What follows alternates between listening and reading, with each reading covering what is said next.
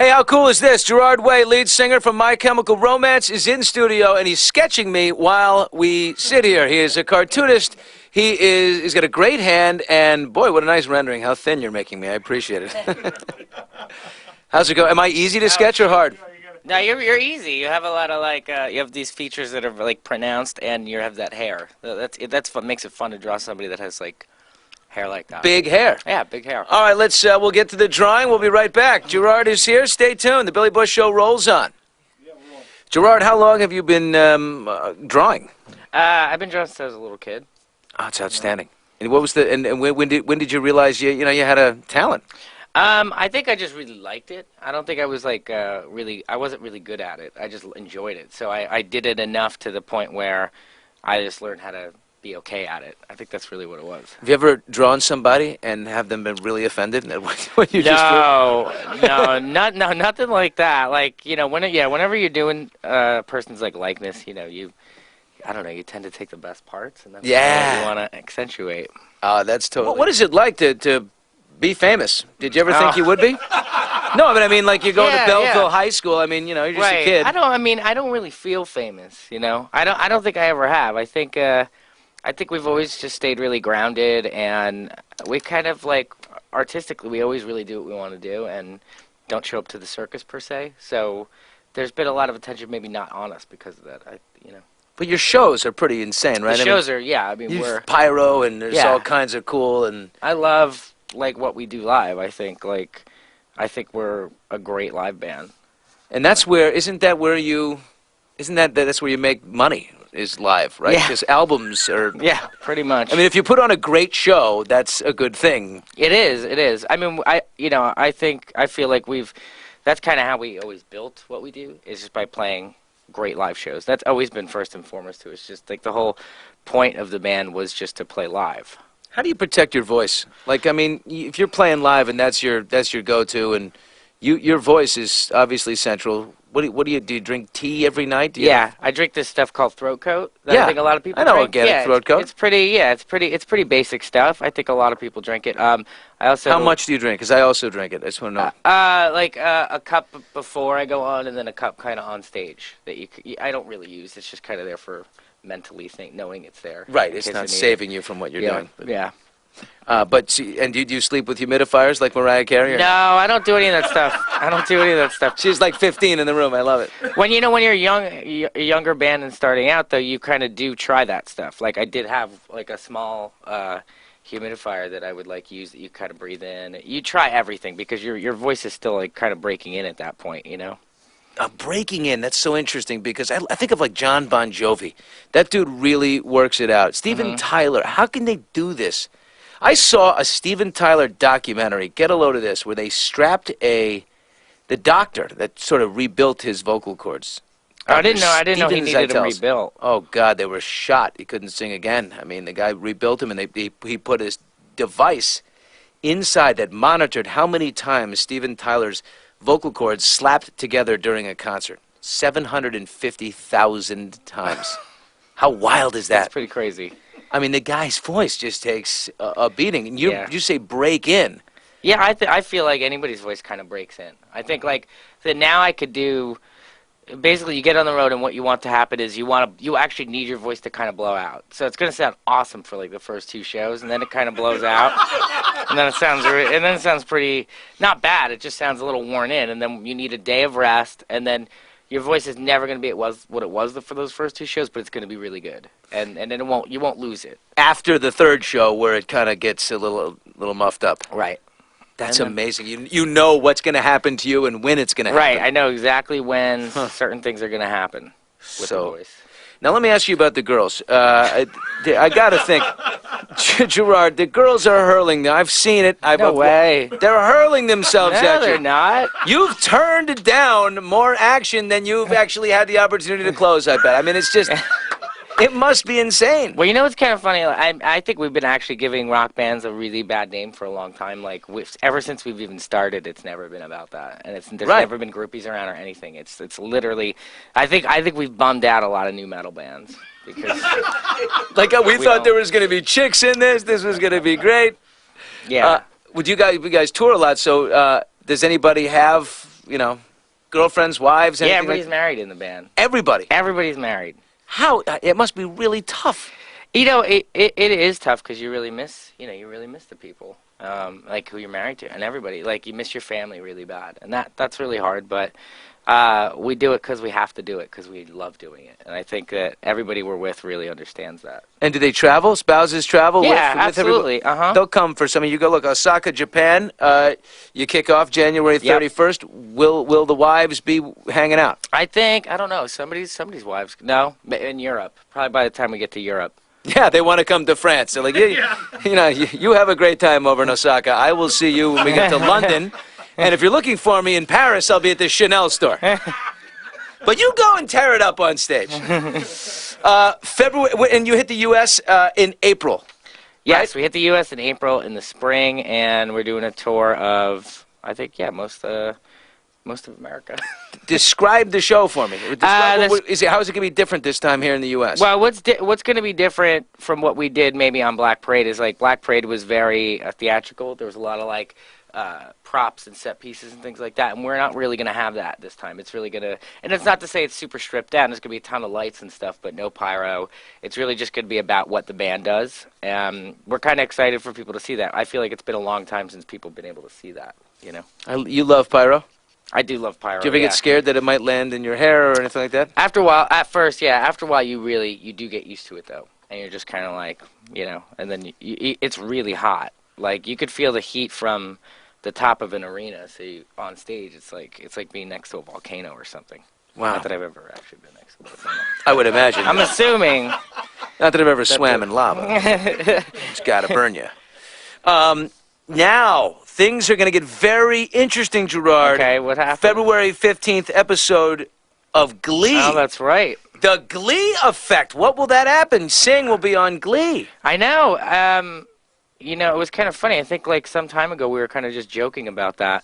But the thing is, when we wrote that song, Sing, like we kind of felt like it was the first song we had written that really had a very universal kind of world feeling. It was about something broader than maybe what we had normally written about. And so I think just even in writing that song, we were more open to things. And when we found out about it, we were just excited. I mean, I don't watch the show, but it's funny. Who discovered? I mean, who was it? Ryan Murphy, the creator? He seems to. I actually don't know. I don't know who had heard about the song or who found it or what. But I'm a big Jane Lynch fan though. So you hoping that? Well, if I can, I heard it's gonna be hard for her to. I'm gonna be just go out on a limb and think that she probably will not be the one singing. Yeah, but I heard for some reason it involves her character. That's the rumor. I could be wrong, but I heard that it involves her character. What's your favorite Jane Lynch movie? Are you guys? Because you guys are watching Show. Best in Show is the greatest. Yeah, she's awesome in that.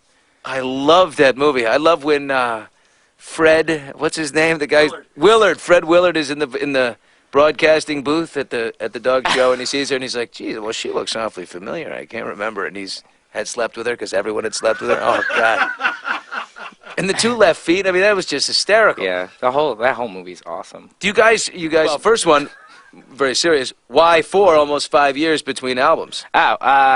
Well, we did a lot of touring on Black Parade, like a ton of touring, and I think we were out 2.5 years on it. So we made the record. We spent I think it was 6 months making it. We put it out. We toured 2.5 years. That ate up actually most of the time, and then we went and recorded an album that we weren't happy with, so we chucked it. But we spent a year doing that. So the years just start to add up. Yeah. But the label must have been like, whoa, they lots were really of resources. Supportive. Why are we doing this? I mean, we did use a lot of resources, and we spent a long time doing it. But they were really supportive of the fact that we wanted to get it right. Yeah, get it right. Outstanding. This new tour there will be pyro, but not as theatrical. Not as many costumes. Yes, no. But more flames, because we will look at the budgetary things here. We were saving money on costumery.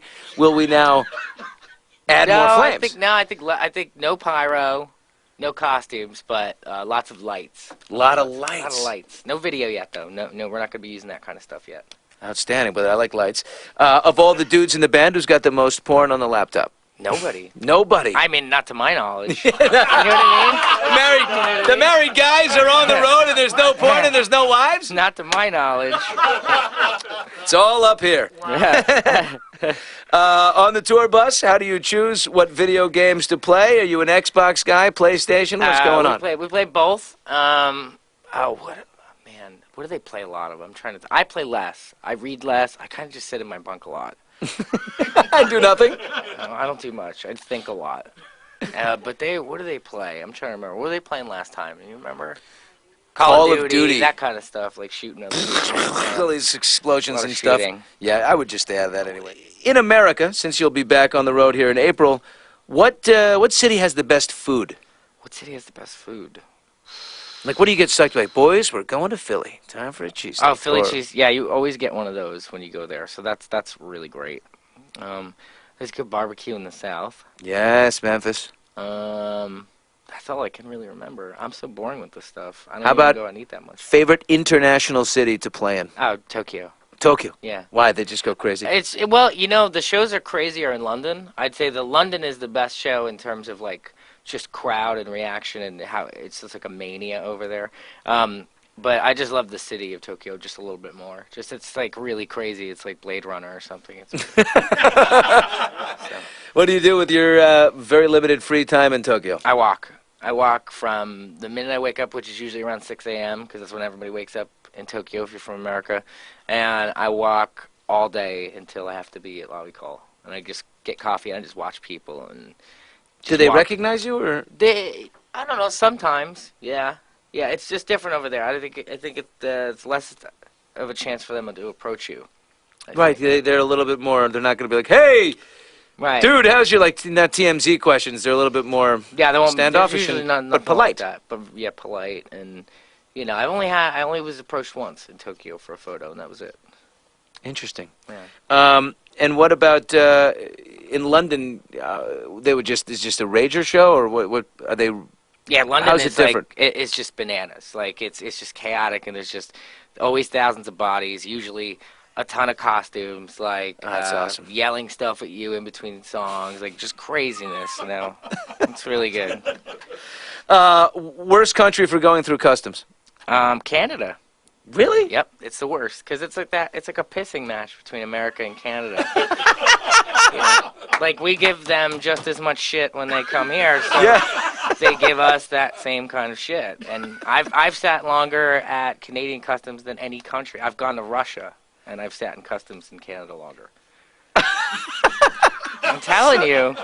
So at least if I see it on the routing, I get bummed. Oh, God, here we go again. Well, I know what happens. We're going to be there. It's going to be 2, 3 a.m. We're all going to have to get off the bus. We're going to have to sit in this, like, overly lit white room and just wait. And it's for hours. We got to hook you up with somebody. We need to... maybe at least one border guard will be a fan, And Wait, that happened. We got lucky last time. Then it's longer. Yeah, we got lucky last time. And I think they said they would release us if we signed some things. Oh, beautiful. Yeah. Decided. I'll sign chests, I'll sign butts. Whatever you want. What's the one comfort from home that you got to have with you? I always bring a sketchbook. I know. Yep. I always have to bring a sketchbook, and I bring this little case full of, like, all the stuff I need to draw.